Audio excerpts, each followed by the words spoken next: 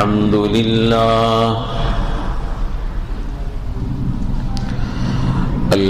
لله نحمده ونستعينه ونستغفره ونؤمن به ونتوكل عليه ونعوذ بالله من شرور أنفسنا ومن سيئات أعمالنا من يهده الله فلا مضل له ومن يضلله فلا هادي له ونشهد أن لا إله إلا الله وحده لا شريك له ونشهد أن سيدنا وسندنا ونبينا وحبيبنا مولانا محمدا عبده ورسوله أرسله بالحق بشيرا ونذيرا وداعيا إلى الله بإذنه وسراجا منيرا وصلى الله على النبي وآله وأصحابه وبارك وسلم تسليما كثيرا كثيرا أما بعد فقد قال الله تبارك وتعالى في القرآن المجيد والفرقان الحميد أعوذ بالله من الشيطان الرجيم بسم الله الرحمن الرحيم لقد كان لكم في رسول الله أسوة حسنة لمن كان يرجو الله واليوم الآخر وذكر الله كثيرا وقال النبي صلى الله عليه وسلم إنما بعثت لأتمم مكارم الأخلاق أو كما قال عليه الصلاة والسلام آمنت بالله صدق الله مولانا العظيم وصدق رسوله النبي الكريم ونحن على ذلك من الشاهدين والشاكرين والحمد لله رب العالمين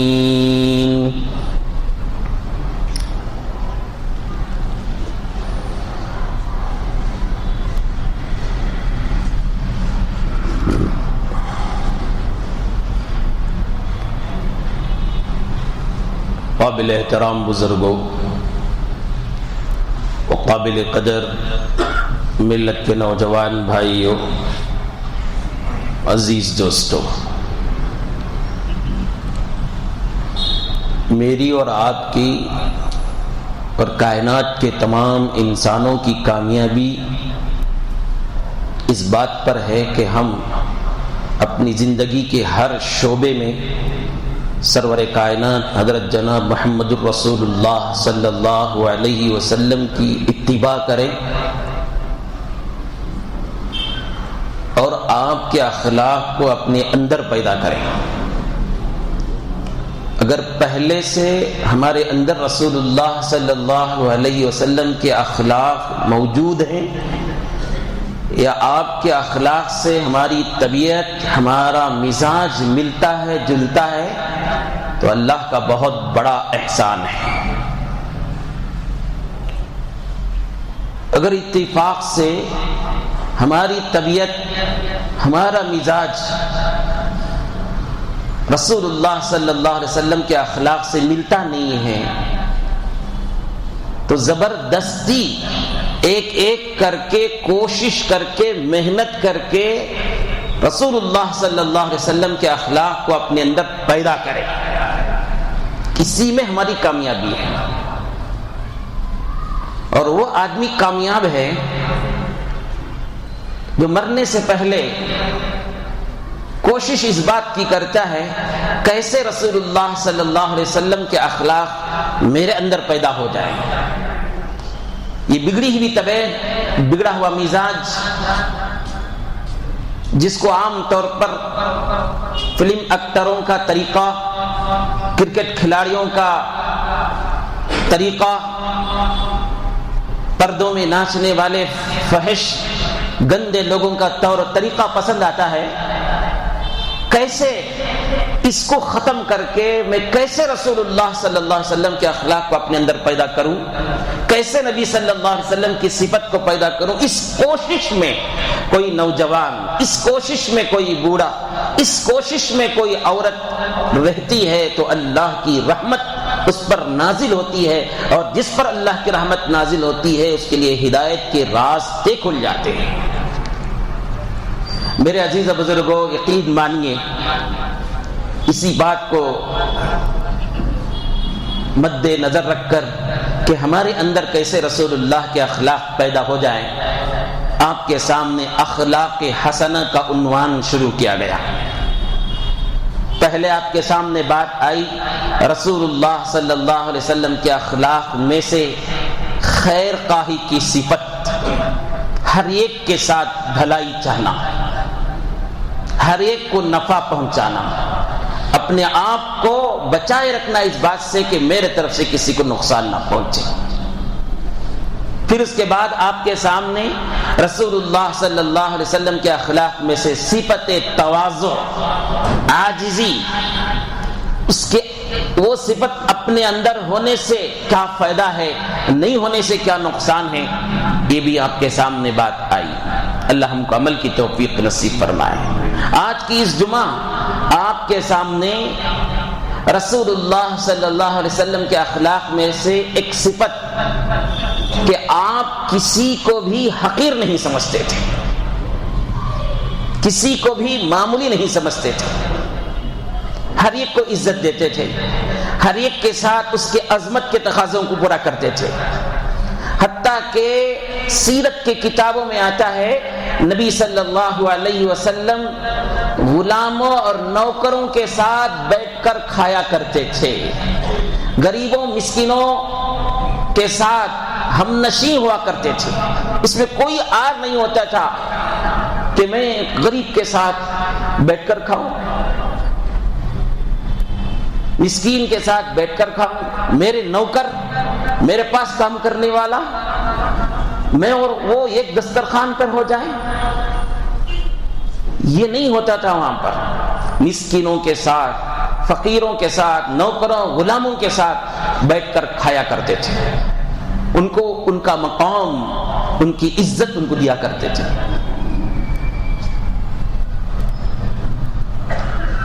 بخاری شریف کی روایت ہے، حضرت ابو ہریرہ رضی اللہ عنہ روایت کرتے ہیں،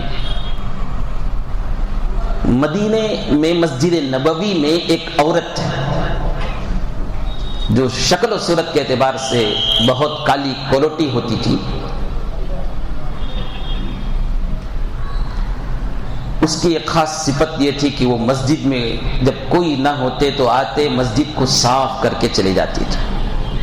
اس کا یہ معمول تھا زندگی میں، مسجد کو پاک و صاف کرنا، مسجد کے آنگن کو پاک و صاف کرنا، ادھر ادھر کے مقام کو پاک کرنا، یہ اس کی صفت تھی.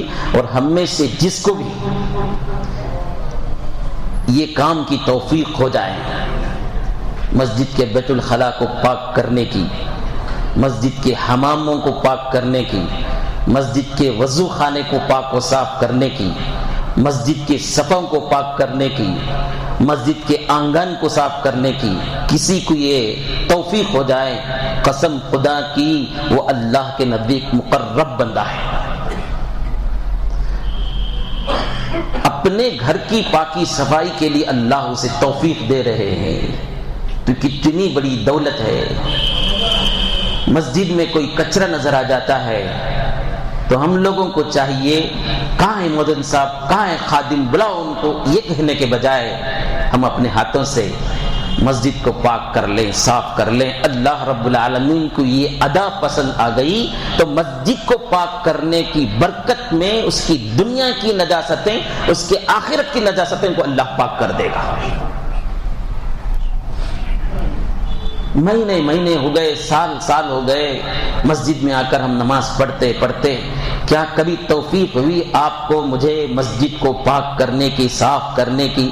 بیت الخلاء میں آپ کو بہت مرتبہ نظر آیا ہوگا، آنے والے نہ سمجھ لوگ مسجد میں آ کر بیت الخلاء میں بیٹھ کر سگریٹ مار لیا، بیڑی مار لیا، وہاں گندا کر دیا، گٹکا تھوک دیا۔ یہ ان کی غلطی ہے، یہ نہیں کرنا چاہیے ان کو۔ مسجد کے بیت الخلاء اس لیے نہیں ہوتے کہ آپ مسجد میں بے نماز کے وقت کے علاوہ آئیں، بیت الخلاء میں جائیں، بیت الخلاء میں اپنی ضرورت پوری کر کے وہاں سگریٹ مار کر ٹکڑے ڈال دیا، بیڑی مار کر ٹکڑے ڈال دیا، گٹکے تھوک کر گندا کر کے چلا گیا۔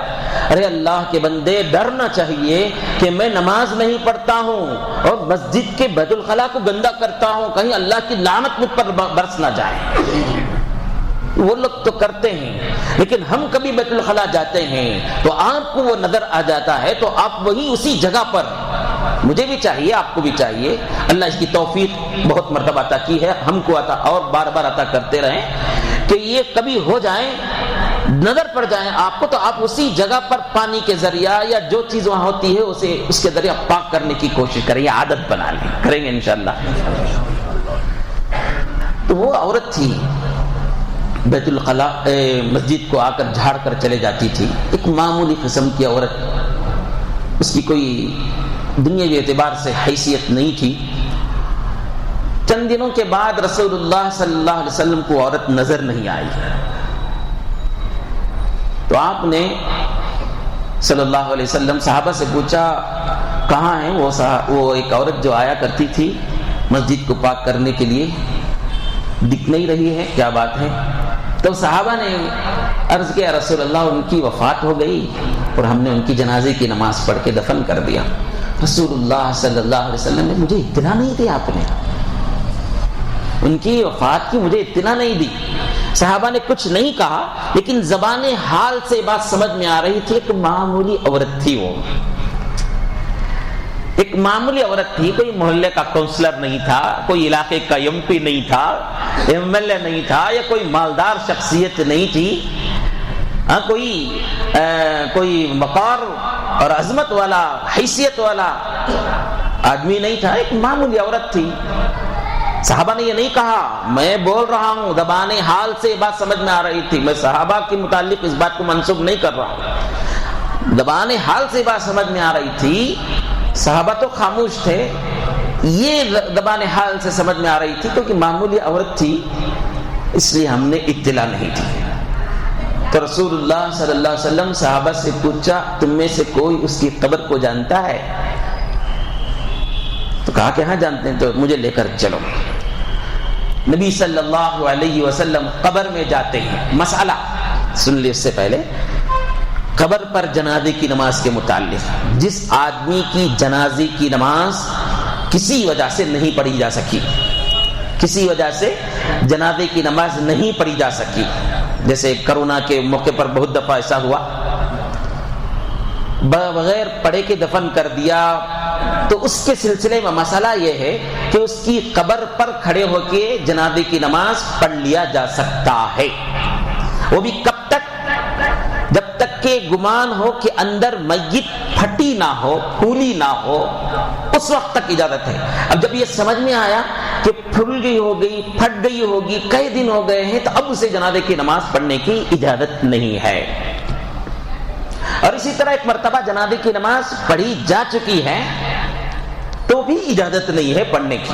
ایک مرتبہ ہو گئی جنازے کی نماز، اب پھر قبر میں پڑھنے کی اجازت نہیں ہے، نہیں پڑھی گئی ہے تو پھر اجازت ہے۔ رسول اللہ صلی اللہ علیہ وسلم کی خصوصیت تھی اور لوگوں کو کچھ سبق دینا مقصود تھا، اس لیے رسول اللہ صلی اللہ علیہ وسلم نے اس عورت کی جنازے پر نماز پڑھی اور نماز سے فارغ ہونے کے بعد کہا یہ قبریں اندھیرے سے بھری ہوئی تھی، یہ قبریں اندھیرے سے بھری ہوئی تھی، میرے جنازے کی نماز کی برکت سے سب قبریں منور ہو گئی ہے نور سے۔ تو یہاں محدثین شارحین بیان کرتے ہیں رسول اللہ صلی اللہ علیہ وسلم اس عورت کو معمولی نہیں سمجھا، یہ میسج دیا امت کو کہ تم اس کی ظاہری حالت کو دیکھ کر معمولی نہ سمجھیں، کسی کی بھی ظاہری حالت کو دیکھ کر اسے معمولی نہ سمجھیں۔ معلوم نہیں اللہ کے پاس اسے کیا مقام حاصل ہے، کیا مرتبہ حاصل ہے، اللہ کے پاس کیا درجہ حاصل ہے۔ ہم کو تو یہ سبق ہے، مسلمان تو مسلمان کسی کافر کو بھی حقیر سمجھنے یا معمولی سمجھنے کی اجازت نہیں ہے، اس لیے کہ مسلمان تو مسلمان ہے، معلوم نہیں اللہ کے پاس کیا مقام رکھتا ہے۔ کافر کے بارے میں یہ حال ہے کہ وہ ہو سکتا ہے کہ مرنے سے پہلے کلمہ پڑھ لے، کوئی ایسا عمل کر لے کلمہ پڑھنے کے بعد اللہ کے پاس اس کا بہت بڑا درجہ ہو جائے اور ہم سمجھتے رہے وہ کافر ہے، وہ کافر ہے، حالانکہ وہ کلمہ پڑھ کے مسلمان ہو کر ایسا عمل کیا کہ اللہ کے پاس اس کا بڑا مقام ہو گیا۔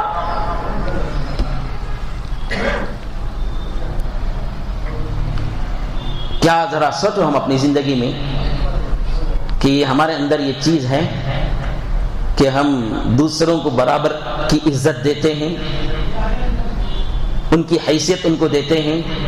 ہمارا حال تو یہ ہے کہ ہمارے پاس تھوڑا سا پیسہ آ گیا، تھوڑا سا علم آ گیا، ذرا تعلیم یافتہ ہو گئے یا تھوڑا عہدوں میں ہم پہنچ گئے، تو اب سامنے والے سب ان کو کیڑے مکوڑوں کی طرح نظر آتے، کوئی حیثیت نہیں ہوتی ان کی۔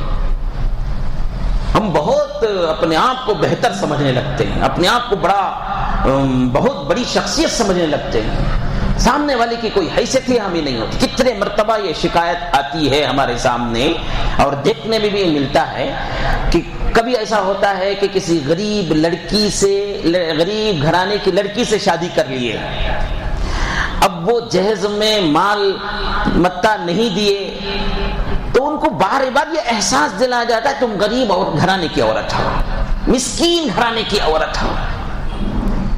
بہنیں بھی کریں گی، ماں بھی کریں گی، باپ بھی کرے گا، شوہر بھی کرے گا، اس کے ساتھ اسے بار بار یہ احساس دلایا جاتا ہے کہ تم معمولی حیثیت کے ہو، ہم نے تمہارے اوپر کرم کیا، احسان کیا کہ ہمارے گھر میں تم کو لا لیا۔ کبھی ایسا بھی ہو جاتا ہے کسی لڑکے کو، معمولی گھرانے کے لڑکے کو ہماری بیٹی ہماری بہن کو دے دیا، قدم قدم پر اس لڑکے کو احساس دلایا جاتا ہے کہ بہت بڑا احسان ہم نے تم پر کر دیا کہ ہماری بیٹی ہماری بہن کے ساتھ تمہارا نکاح ہو گیا۔ ارے اس کی وجہ سے دل میں کتنے بیزاریاں پیدا ہوتی، کبھی سوچا ہے آپ نے جو احسان کیا غریب پر، وہ پورا احسان مٹی میں مل جاتا ہے تمہارے وہ احساس دلانے کی وجہ سے۔ بہت اچھی توفیق ہے آپ کو، یہ بہت اچھا عمل ہے کہ آپ نے کسی غریب گھرانے میں شادی کر کر اس کی زندگی بنا دی، بہت اچھی بات ہے، لیکن آپ اس کی وجہ سے اسے یہ سمجھنا وہ معمولی ہے اور ہم بہت حیثیت والے ہیں، وہ معمولی گھرانے کی، ہم بہت بڑے گھرانے والے ہیں، وہ غریب ہیں ہم مالدار ہیں، یہ سمجھ کر اپنے آپ کو اونچا سمجھتے رہے تو معلوم نہیں وہ معمولی گھرانے والی عورت اللہ کے پاس کیا مقام رکھتی ہے، یا وہ معمولی لڑکا جو تمہارے گھر میں آیا ہے داماد بن کر کیا اللہ کے پاس مقام رکھتا ہے۔ یہ تو آخرت کی بات ہے، معلوم نہیں دنیا میں کب تم اس کے محتاج بن جاؤ گے۔ کتنے مرتبہ ایسا ہوا دیکھنے میں یہ ملا ہے کہ وہ بھاوت جسے تم ہمیشہ تانا دیتے تھے غربت کا، ہمیشہ اسے معمولی ہونے کا تانا دیتے تھے، مرنے سے پہلے اللہ نے تم کو ان کا محتاج بنا دیا، محتاج بنا دیا۔ وہ دیے تو کھانا، وہ دھلائے تو تمہارا بیت الخلا پاک ہونا، وہاں تک کی نوبت آ جاتی، وہی آپ کو ساتھ دی ہے، ایسے حالت آتے ہیں۔ اس لیے ہمیشہ یہ ذہن میں رکھیں کہ معلوم نہیں اللہ کے پاس کس کا کیا مقام ہے، کسی کو معمولی نہ سمجھے۔ معلوم ہے آپ کو کائنات میں سب سے بڑی غلطی، سب سے بڑی نافرمانی، اور سب سے پہلی نافرمانی کس سے ہوئی؟ یہی ابلیس سے سب سے پہلے نافرمانی ہوئی۔ اس سے پہلے کائنات میں نافرمانی کا تصور نہیں تھا، بالکل تصور نہیں تھا، اور ابلیس سے جو بڑی نافرمانی ہوئی وہ کیا ہوئی؟ وہ یہی انا خیر من، خلقتنی من نار وخلقتہ من طین، جب آدم کو پیدا کر کے اللہ نے حکم دیا سجدہ کرو تو کیا کہا اس نے؟ یہ معمولی مٹی سے بنا ہوا ہے، میں اس کے سامنے سجدہ کروں؟ اسے معمولی سمجھ گیا، معمولی سمجھ گیا۔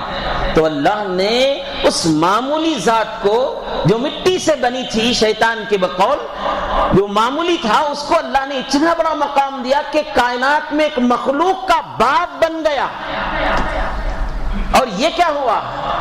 ابلیس تکبر عزازیل قال کر بدندان لعنت گرفتار کر، فارسی شاعر کہتا ہے کہ تکبر کی وجہ سے، آدم کو معمولی سمجھنے کی وجہ سے اور اپنے آپ کو بڑا سمجھنے کی وجہ سے حالت کیا ہوئی؟ طاؤس الملائکہ، فرشتوں کا تاج کہلانے والا 24 گھنٹے اس پر اللہ کی لعنت برسی جاتی ہے، اسے راندہ دربار کر دیا گیا۔ یہ صفت ہمارے اندر ہونی چاہیے کہ ہم کسی کو بھی حقیر نہ سمجھیں، کسی کو معمولی نہ سمجھیں۔ آج سے 1400 سال پہلے قرآن شریف میں ایک آیت نازل ہو گئی، وَلَا تَطْرُدِ الَّذِينَ يَدْعُونَ رَبَّهُمْ بِالْغَدَاةِ وَالْعَشِيِّ يُرِيدُونَ وَجْهَهُ، سورہ انعام کی آیت ہے، 7ویں پارے میں آیت موجود ہے۔ اس کے شان نزول میں لکھتے ہیں علماء مفسرین، ایک مرتبہ مشرکین مکہ، بڑے بڑے سردار خواجہ ابو طالب کے پاس آ کر کہتے ہیں، اے ابو طالب، ہم کو تو دل چاہتا ہے تمہارے بھتیجے کی بات سننے اور ماننے کی، لیکن ہوتا یہ ہے کہ ان کی مجلس میں ہمیشہ نوکر قسم کے، غلام قسم کے، مسکین قسم کے، محتاج قسم کے، ضرورت مند قسم کے، کبھی ہماری روٹیوں پر پلتے تھے، وہ لوگ ارد گرد بیٹھے رہتے ہیں، ہم کو شرم آتی ہے، عار ہوتی ہے ان کے ساتھ بیٹھنے میں۔ یہ اللہ رب العالمین ہی کا نظام ہے، یہاں امیر و غریب کی کوئی تفریق نہیں ہے، یہاں کوئی بندہ ہے نہ کوئی بندہ نواز ہے، سب کے ساتھ ایک ہی معاملہ ہے۔ وقت کا بڑا کروڑ پتی ہوگا، اسے بھی پہلی صف میں پڑھنے کی اجازت ہے، اور غریب مسکین محتاج ہوگا جس کی کوئی ویلیو لوگوں کے سامنے نہیں ہوگی، وہ بھی پہلی صف میں آ کر پڑھ سکتا ہے۔ یہاں یہ نہیں کہا جا سکتا یہ سیٹ پہلے سے بک ہے، تم یہاں نہیں بیٹھ سکتے، تم یہاں سے پیچھے چلے جاؤ، یہاں پر فلاں آدمی آ کر بیٹھنے والے ہیں، یہ ہرگز نہیں کہا جا سکتا۔ یہاں تفریق برداشت نہیں ہے۔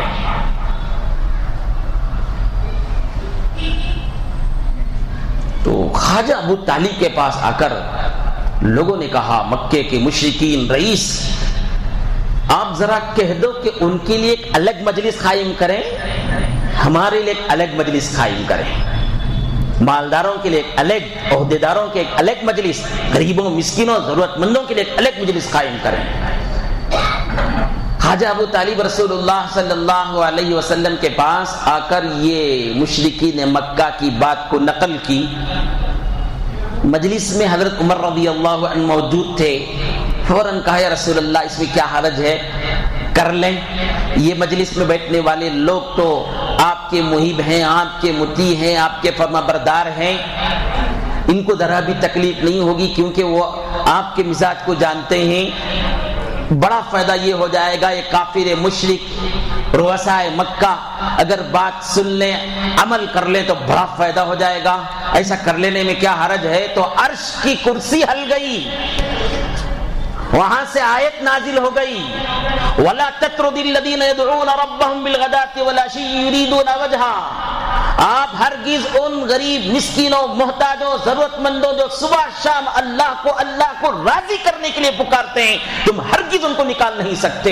اور محمد سن لو، مَا عَلَيْكَ مِنْ حِسَابِهِمْ مِنْ شَيْءٍ، ان متکبرین کا حساب کتاب آپ کے ذمے نہیں ہے، وہ آتے ہیں تو اسی حالت پر آئیں، نہیں تو ان کی کوئی پرواہ نہیں ہے۔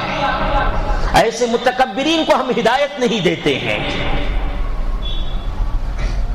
عمر رضی اللہ عنہ کو معذرت کرنی پڑی، بہت مرتبہ حضرت عمر کی رائے کے مطابق قرآن نازل ہوا. یہ موقع تھا جس میں حضرت عمر اس طرح کی بات کر رہے اور بعد میں معافی چاہنا پڑا.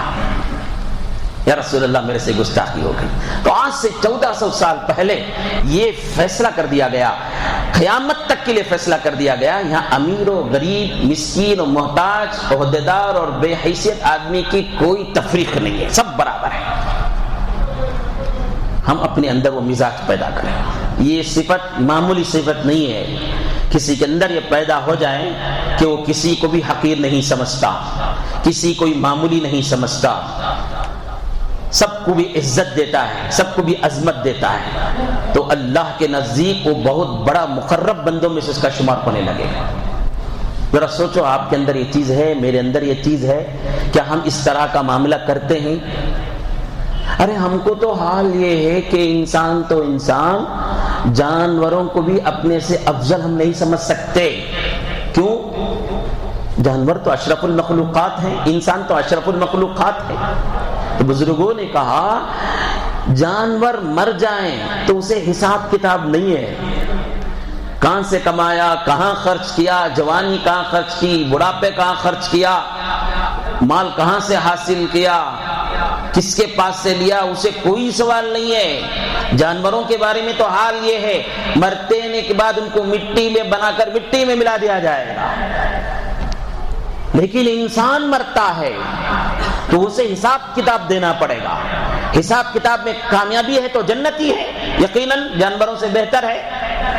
اگر حساب کتاب میں گڑبڑی ہوئی, ناکام ہوا, اللہ حفاظت فرما, اللہ حفاظت فرمائے, جہنم میں جانا پڑا, میری اور آپ کی حفاظت فرمائے اللہ تعالیٰ, جہنم میں جانا پڑا, تو آپ دل پر ہاتھ رکھ کر کہو جانور ہمارے سے بہتر ہے کہ نہیں بہتر ہے.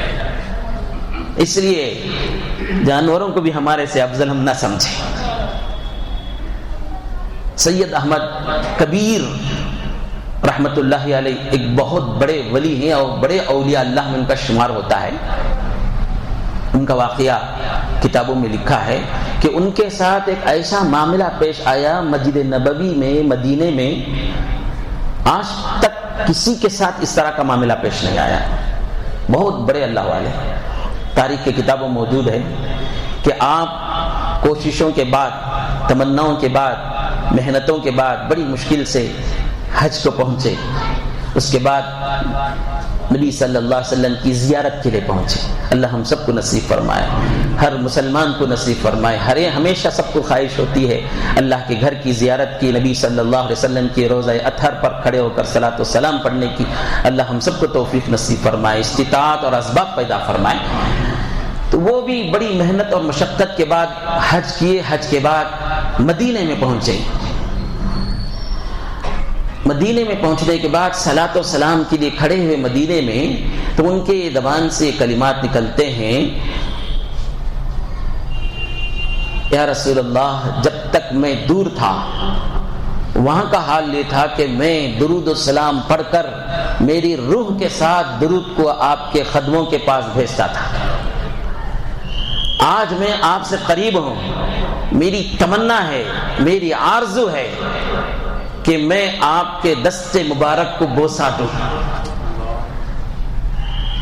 تاریخ کے کتابوں میں لکھا ہے کہ ان کی بات نکلنا تھا, اشعار کی شکل میں تھی, روضہ اطہر سے ہاتھ باہر نکل گیا.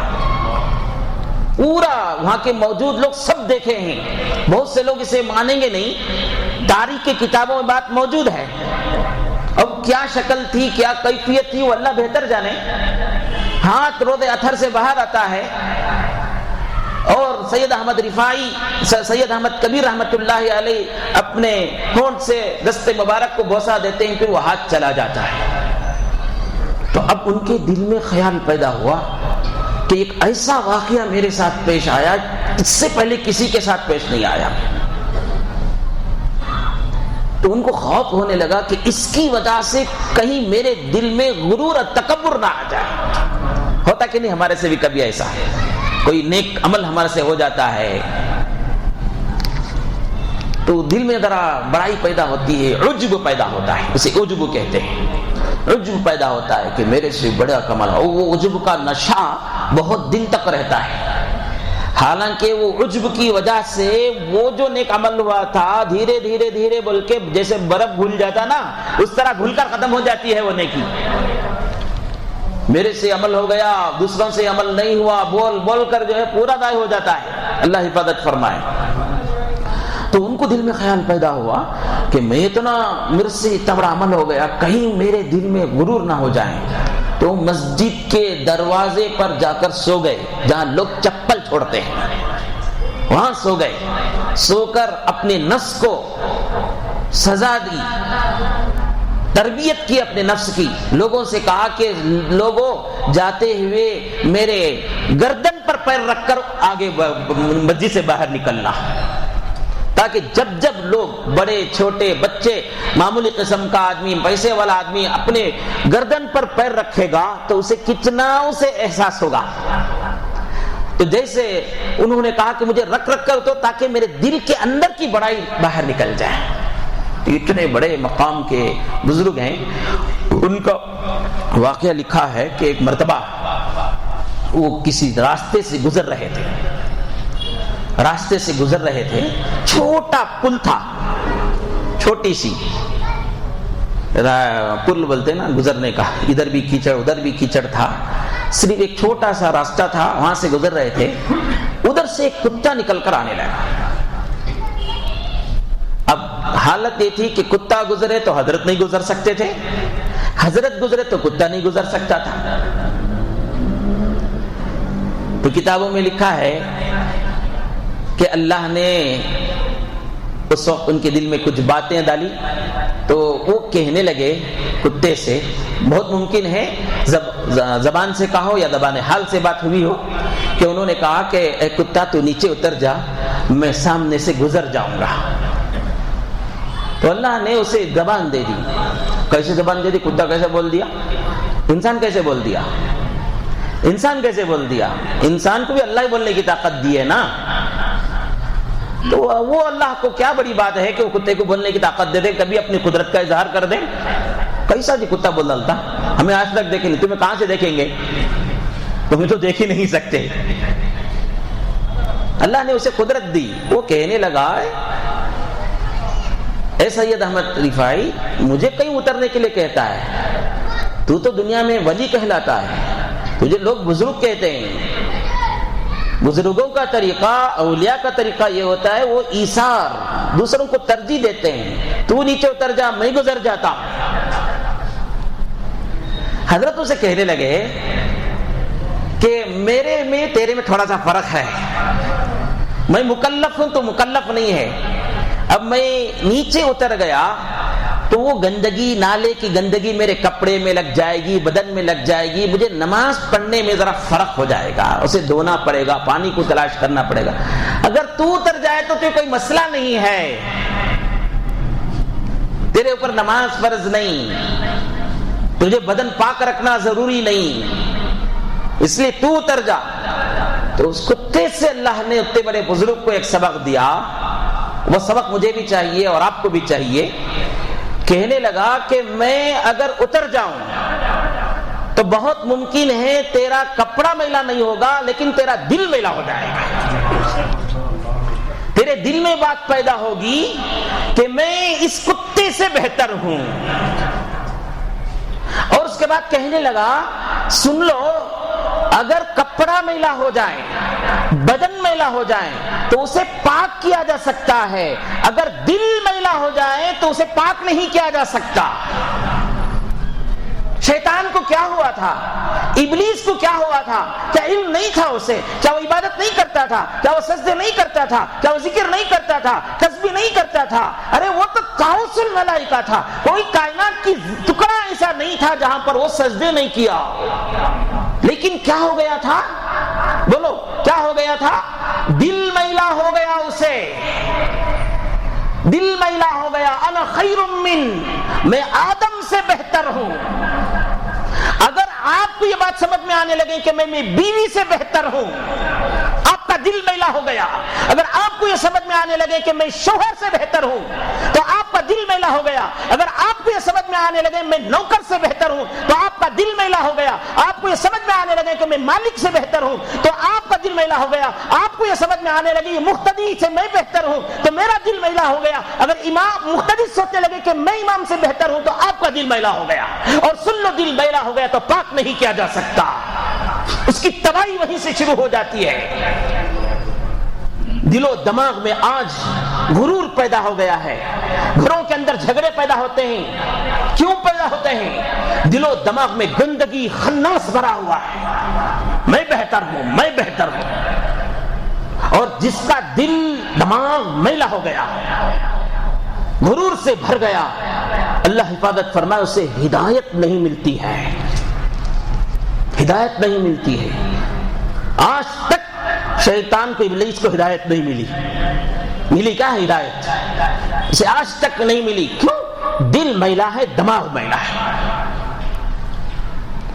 حضرت سید احمد کبیر رحمت اللہ علیہ فوراً نیچے اتر گئے, وہ راستے سے گزر گیا, بہت بڑا سبق دے کر چلا گیا. ایک معمولی جانور سے بہت بڑا سبق حاصل ہو گیا.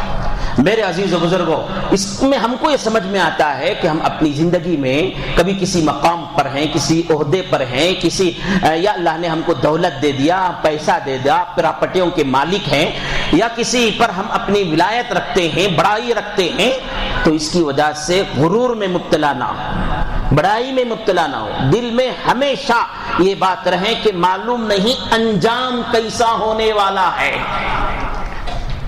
انجام کا اصل ہے, اصل کیا ہے؟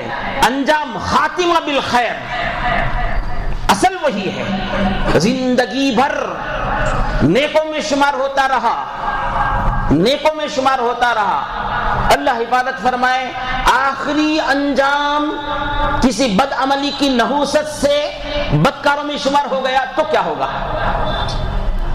اس لیے وہ جو بھلا مقام رکھنے والے ہیں کبھی غرور نہ کریں, اور معمولی آدمیوں کو دیکھ کر, گنہگاروں کو دیکھ کر, مسکینوں کو دیکھ کر, حاجت مندوں کو دیکھ کر ان کو معمولی نہ سمجھیں. ایک واقعہ اور سنا کر اپنی بات کو ختم کر دوں, وہ بھی عبرتناک واقعہ ہے. حضرت موسیٰ علیہ السلام کے زمانے کا. حضرت موسیٰ علیہ السلام کے زمانے میں ایک بنی اسرائیل کا نوجوان ہوتے نا, اکثر لوگ جوانی میں بھٹکے ہوئے, وہ بھی ویسا ہی بھٹکا ہوا تھا. نوجوانوں کو چاہیے جوانی میں بھٹکنے کو معمولی نہ سمجھیں, معمولی نہ سمجھیں. آپ کی یہ بھٹکی ہوئی زندگی جو ہے آپ کے بڑھاپے کو, آپ کے مستقبل کو, صرف آپ کے نہیں آپ کے بچوں کے مستقبل کو بھی خراب کرتا ہے. اور آپ سدھر گئے, نوجوان سدھر گیا تو صرف تمہارا گھر نہیں, ساری قوم کے لیے تم سرمایہ ہو. اس لیے اسے معمولی نہ سمجھیں. بھٹکے ہوئے ہیں تو توبہ کریں, استغفار کریں, جلد سے جلد راستے پر آنے کی کوشش کریں. اور آپ کو سنا دوں, نوجوانی میں عبادت گزار بن جانا, نوجوانی میں سجدے کرنے لگنا, نوجوانی میں گناہوں کو چھوڑ دینا, نوجوانی میں اللہ کے سامنے کھڑے ہو کر بیٹھ کر آنکھوں سے آنسو بہانا, یہ انبیاء کا شیوا ہے. کس کا ہے؟ انبیاء کا, نبیوں کا, رسولوں کا طریقہ ہے. رسولوں کی جوانی بھی اللہ کے پاس مقبول, بڑھاپا بھی اللہ کے پاس مقبول. جوانی بھر عیاشی کرتے رہے, جوانی بھر عیاشی کرتے رہے, آخری عمر میں آ کر جب طاقت نہیں ہے گناہ کرنے کی تب توبہ کرتا ہے تو کون سا کمال ہے بھائی. لیکن تب بھی اگر کسی کو توبہ کی توفیق ہو جاتی ہے تو بھی اللہ کے پاس مقبول ہے. لیکن کیا گارنٹی بڑھاپے تک ہم زندہ رہیں گے؟ جوانی میں گناہ کرتے وقت موت آ گئی تو کیا ہوگا؟ اس لیے جوانی میں توبہ کریں. تمہارے سجدے اللہ کو بہت مقبول ہیں, تمہارے تہجد میں اٹھنا بڑا اللہ کو مقبول ہے. اللہ فرشتوں کے سامنے فخر کریں گے, یہ دیکھو جی اس جوان کو, اس نوجوان کو دیکھو, اس کے اندر شہوتیں بھری ہیں, خواہشات بھری ہیں, اس اس کے باوجود وہ بستر پر اپنے خواہشات کو چھوڑ کر، اپنی تمناؤں کو چھوڑ کر میرے دربار پر آیا ہے، چلو میں اسے یہ مقام عطا کرتا ہوں، اللہ کے پاس بہت مقبول ہے۔ تو وہ نوجوان کا حال یہ ہے کہ بڑا گناہ میں ملوث رہتا تھا، لوگ اسے بہت سمجھاتے تھے، بہت مرتبہ سمجھے نہیں، تو زمانے کا طریقہ تھا، سمجھانے پر نہیں سمجھتا تو اسے بستی سے نکال دیا کرتے تھے، بستی سے نکال دیا کرتے تھے تاکہ لوگ دوسرے پر اس کا اثر نہ پڑے، تو اسے دھکے مار کر باہر نکال دیا گیا، حقیر سمجھ کر باہر نکال دیا گیا۔ اب وہ حال یہ ہوا کہ وہ بستی سے باہر پہنچا، سردی گرمی وہاں کے حالات سے متاثر ہوتا ہوتا طبیعت بگڑی، یہاں تک کہ موت کا وقت آ گیا، روح قبض ہو گئی اس کی۔ وقت کے نبی حضرت موسیٰ علیہ السلام کو وحی نازل ہوتی ہے، ولی من اولیاء، میرے ولیوں میں سے ایک ولی کی موت ہو گئی ہے، اے موسیٰ تم جاؤ، اسے غسل دو، اسے کفن دو اور اسے دفن کرو۔ موسیٰ علیہ السلام اس کے لیے تیار ہوئے۔ پھر اس کے بعد وحی نازل ہوئی، کہا گیا کہ اے موسیٰ تمہاری امت کے گنہگاروں سے کہہ دو، تمہاری امت کے گنہگاروں سے کہہ دو جو بہت زیادہ گناہ کر لیا ہے، اگر اس نوجوان کے جنازے کی نماز تم پڑھ لو گے تو ان کے گناہ معاف کر دیے جائیں گے، ان کی بھی مغفرت کر دی جائے گی۔ تو حضرت موسیٰ علیہ السلام لوگوں کے سامنے اعلان کیا، ایک نوجوان کی موت ہو گئی ہے، مجھے اللہ کی طرف سے حکم ہوا ہے غسل دینے کا، کفن دینے کا، دفن کرنے کا، اور اللہ کی طرف سے حکم ہوا ہے جو جو جنازے کی نماز پڑھے گا ان سب کی بھی مغفرت ہو جائے گی۔ تو مجمع بڑا جمع ہو گیا، بھیڑ لوگوں کی جمع ہو گئی، اس کا جنازہ رکھا گیا، لوگ جنازہ دیکھنے کے لیے آئے۔ ایک مسئلہ آپ کو بیان کر دوں، جنازہ دیکھنے کے سلسلے میں صلاۃ الجنازے سے پہلے، نماز سے پہلے میت کی دیدار کرنے کی اجازت ہے، کر لے سکتے ہیں، مسجد میں گھر میں کہیں بھی ہو کر لے سکتے۔ جنازے کی نماز کے بعد کفن کو نہیں کھولنا چاہیے، کیونکہ آخرت کا مسئلہ کفن بننے کے بعد شروع ہو جاتا ہے، جنازے کی نماز کے بعد شروع ہو جاتا ہے۔ اگر اتفاق سے وہ برا انسان رہا، آپ جنازے کی نماز کے بعد اس کے کفن کو کھولے، اس کی صورت بگڑی ہوئی ہے تو کیا ہوگا؟ اس کو آپ نے سارے لوگوں کے سامنے ذلیل کر دیا، تمہاری دیدار کی وجہ سے وہ زندگی بھر اللہ اس پر ستاری کرتا رہا، تمہاری دیدار کی وجہ سے اس کے عیوب لوگوں پر ظاہر ہو گئے۔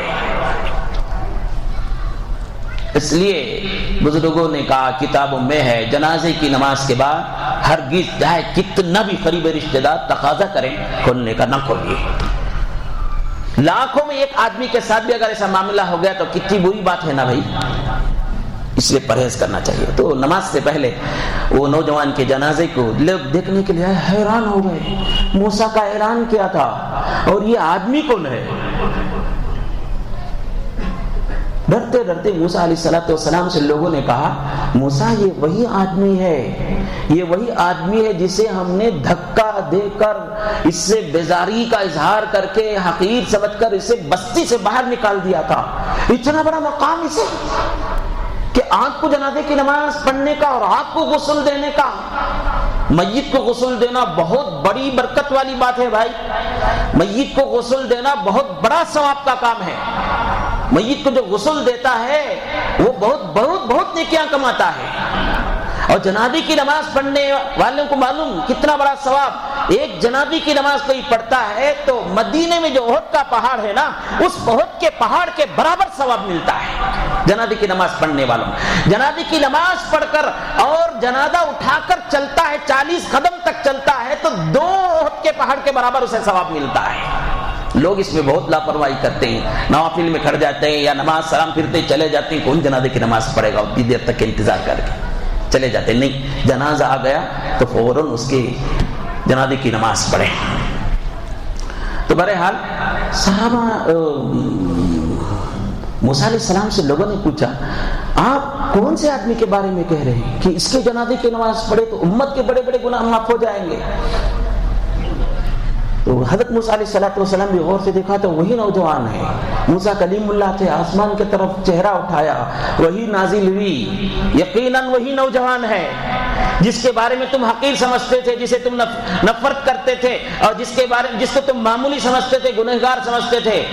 اللہ رب العالمین کے ذریعہ فرشتہ حضرت موسیٰ علیہ السلام کو اس کی موت کا واقعہ سناتا ہے۔ کافی ٹائم ہو گیا ہے، سنتے میں آئندہ جمعہ بیان کروں۔ موسیٰ علیہ السلام کو فرشتے کے ذریعہ اس نوجوان کی موت کا واقعہ سناتا ہے۔ نوجوان کے موت کا واقعہ فرشتہ سناتا ہے کہ اس کا حال یہ ہوا کہ موت کے وقت دائیں جانب دیکھا، بائیں جانب دیکھا، سامنے دیکھا، پیچھے دیکھا، کوئی آدمی نہیں ہے۔ وہ اللہ سے کہنے لگا میں اکیلا ہوں، میری بیوی ہوتی تو مجھے تسلی دیتی تھی، میری ماں ہوتی تو مجھ پر شفقت کرتی تھی، میرے بچے ہوتے تو مجھے حوصلے بلند کرتے تھے، میرے دوست ہوتے تو میری یاری کرتے تھے۔ یا اللہ میں اکیلا ہوں، اس تنہائی کے عالم میں میں تجھ سے کہتا ہوں اے اللہ تو اگر بخش دے تو تیری بخشش میں کوئی کمی نہیں ہوگی، تیری شان نہیں گھٹے گی، تیری شان نہیں گھٹے گی۔ اگر تو مجھے عذاب دے دے تو تیری شان میں کوئی بڑھوتری نہیں ہوگی۔ یا اللہ تو مجھے بخش دے، تو مجھے بخش دے، معاف کر دے۔ فرشتہ کہتا ہے کہ اللہ رب العالمین کو اس بندے کے آخری وقت میں گڑ گڑانا اتنا پسند آیا کہ اگر اللہ وہ بندہ اپنی مغفرت کے ساتھ ساتھ ساری دنیا کے انسانوں کی مغفرت کو مانگتا تو بھی اللہ اسے معاف کر دیتے تھے۔ تو اس واقعے سے ہم کو یہ سبق ملا کہ رسول اللہ صلی اللہ علیہ وسلم کی جو صفت تھی، جو اخلاق تھے، کسی کو بھی حقیر نہیں سمجھتے تھے، معمولی نہیں سمجھتے تھے۔ آج ہم اپنی بیوی کو معمولی سمجھتے ہیں، حقیر سمجھتے ہیں، بیوی کبھی شوہر کو حقیر سمجھتی ہے، محلے والے اپنے پڑوسیوں کو حقیر سمجھتے ہیں، کبھی کبھی ہمارے دوست کو حقیر سمجھتا ہے، بڑے بھائی کے پاس ذرا پیسہ آ گیا تو چھوٹے بھائی کو حقیر سمجھتا ہے، چھوٹے بھائی کو ذرا پیسہ آ گیا تو بڑے بھائی کو حقیر سمجھتا ہے۔ میرے عزیز و بزرگوں، ایک لمحہ کی بھی ضرورت نہیں ہے اللہ رب العالمین کو کسی فقیر کو امیر بنانے کے لیے، کسی بے حیثیت آدمی کو عزت دار بنانے کے لیے۔ کس بنیاد پر تم اپنے آپ کو افضل سمجھتے ہو؟ کس بنیاد پر آپ دوسروں کو تم حقیر سمجھتے ہو؟ یہ صفت اپنے اندر پیدا کرو، آج اپنے گھٹی کے اندر اسے پیدا کر لو کہ مرنے تک میں کسی کو بھی حقیر نہیں سمجھوں گا، اور مرنے تک میں اپنے آپ کو کسی سے افضل نہیں سمجھوں گا، بہتر نہیں سمجھوں گا۔ اگر ہم اپنے آپ کو بہتر سمجھتے ہیں تو شیطان کے راستے پر چل رہے ہیں۔ شیطان کہا تھا انا خیر من خلقتنی من نار وخلقتہ من طین، اور شیطان جب اپنے آپ کو بہتر سمجھنے لگا تو وہ راستہ اسے جہنم کی طرف لے گیا۔ تو ہم بھی ویسا ہی کر رہے ہیں، اللہ حفاظت فرمائے۔ دعا کیجئے اللہ رب العالمین ایک ایک نبی صلی اللہ علیہ وسلم کے اخلاق میں سے ایک ایک صفت کو مجھے بولنے کی توفیق عطا فرمائے، آپ کو سننے کی توفیق عطا فرمائے، پھر اس کے بعد اسے عمل کرنے اور اپنی زندگی میں لانے کی توفیق نصیب فرمائے۔ وآخر دعوانا الحمدللہ رب العالمین، سبحان اللہ بحمدہ، سبحانک اللہم بحمدک، ونشہد ان لا الہ الا انت، نستغفرک ونتوب الیک۔